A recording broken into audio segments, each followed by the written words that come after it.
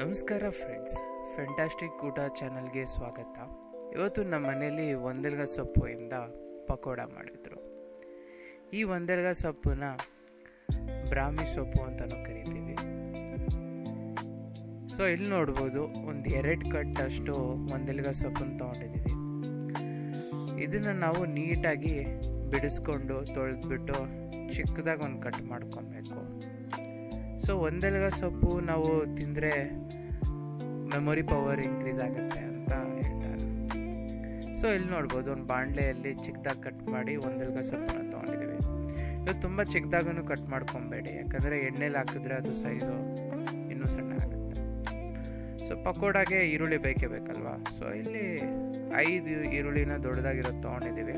ಇದ್ರ ಜೊತೆಗೆ ಬೆಳ್ಳುಳ್ಳಿ ಮತ್ತು ಶುಂಠಿನ ತೊಗೊಂಡಿದ್ದೀವಿ. ಈ ಈರುಳ್ಳಿನ ನೀಟಾಗಿ ಸಣ್ಣದಾಗಿ ಉದ್ದ ಕಟ್ ಮಾಡ್ಕೊಬೇಕು.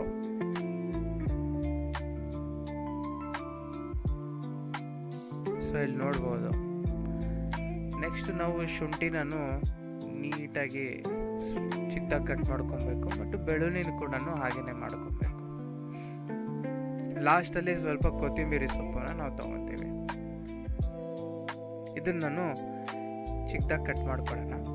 ನೆಕ್ಸ್ಟ್ ರುಚಿಗೆ ತಕ್ಕಷ್ಟು ಉಪ್ಪನ್ನ ತಗೊಳ್ಬೇಕು.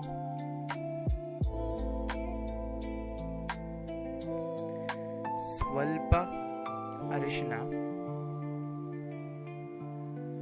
ಗರಂ ಮಸಾಲ ಸ್ವಲ್ಪ, ಲಾಸ್ಟಲ್ಲಿ ಚಿಲ್ಲಿ ಪೌಡ್ರ್. ಇಲ್ಲಿ 1.5 ಕಪ್ ಅಷ್ಟು ನಾವು ಕಡಲೆ ಹಿಟ್ಟನ್ನು ತಗೊಂಡಿದ್ದೀವಿ. ಆಮೇಲೆ ಒಂದು ಅರ್ಧ ಕಪ್ ಅಷ್ಟು ಅಕ್ಕಿ ಹಿಟ್ಟನ್ನು ತಗೊಂಡಿದ್ದೀವಿ. ಲಾಸ್ಟಲ್ಲಿ ಓಂ ಕಾಳು ಸ್ವಲ್ಪ ತೊಗೊಳ್ತೀವಿ, ಇದರಿಂದ ಟೇಸ್ಟ್ ಇಂಪ್ರೂವ್ ಆಗುತ್ತೆ. ಸೊ ಇದನ್ನು ನೀಟಾಗಿ ನಾವು ಕಲಿಸ್ಕೊಬೇಕು.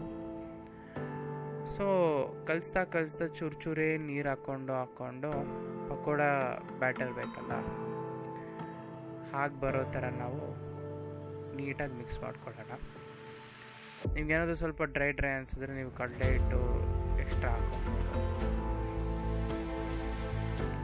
ಸೊ ಇಲ್ಲೇ ನಾವು ನೀಟಾಗಿ ಚೂರೇ ನೀರು ಹಾಕ್ಕೊಂಡು ಕಲಿಸ್ತಾ ಇದ್ದೀವಿ. ಲಾಸ್ಟಲ್ಲಿ ಹೀಗೆ ಕಾಣಿಸುತ್ತೆ. ಸೊ ಇದನ್ನು ಫ್ರೈ ಮಾಡೋದಕ್ಕೆ ಒಂದು ಬಾಣಲೆಯಲ್ಲಿ ಎಣ್ಣೆ ತಗೊಳ್ಳಿ. ನೆಕ್ಸ್ಟು ಇದು ನಾವು ಬ್ಯಾಟರ್ ರೆಡಿ ಮಾಡ್ಕೊತೀವಲ್ಲ, ಇದನ್ನು ಸ್ವಲ್ಪನೇ ಒಂದು ಗುಂಪು ಮಾಡಿ ಎಣ್ಣೆಯಲ್ಲಿ ಕರಿಯೋದಕ್ಕೆ.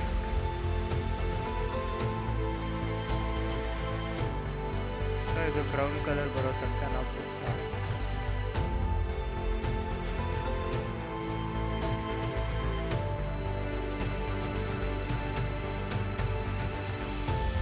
ಸೊ ಒಂದೆಲ್ಗ ಸೊಪ್ಪು ಆ್ಯಕ್ಚುಲಿ ವೆರಿ ಹೆಲ್ದಿ. ನೀವು ಮನೇಲಿ ಯಾರು ಕಂಡು ಇಷ್ಟ ಇಲ್ಲ ಈ ಥರ ಎಲ್ಲ ಮಾಡಿಬಿಟ್ಟು ನೋಡಿ, ಗೋಲ್ಡನ್ ಬ್ರೌನ್ ಆಗಿದೆ. ಇನ್ನು ಚೂರು ಫ್ರೈ ಮಾಡಿಬಿಟ್ಟು ನಾವು ತೆಗಿಬೋದು.